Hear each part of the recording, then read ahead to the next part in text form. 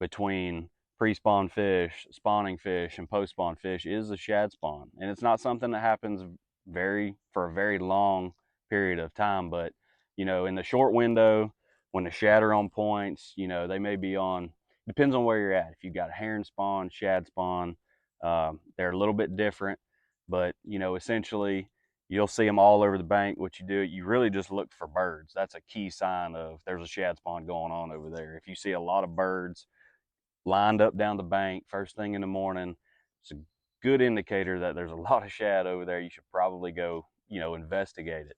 And what it is, it's shad spawning. And, the bass will follow the shad, obviously. So if you can find those places, if you can land on them at the right time, which is usually early morning, there is times when it happens throughout the day, but, you know, throwing baits like these, a popper, a small walking bait, crankbait, something like that, you can catch, 18, 20 pounds on a good day really quick, first thing in the morning. And then you've got, the rest of the day to upgrade from that. So, always be aware of that shad spawn. It's in the springtime. It's usually around, depending on the weather, it's usually around the spawn, right after the spawn. But, it's a great way to catch a lot of fish. It's a fun way to catch some fish, but it's a short window. It's a short period of time when you can get it done. So always be aware and watch for those birds. Here are 3 baits that I would typically throw during the shad spawn. Bass are on the beds. We are fixing to see a full-blown shad spawn start here pretty soon. And I want to show you 3 baits from Yo-Zuri that I think can help you catch some fish. For one is the 3DB popper.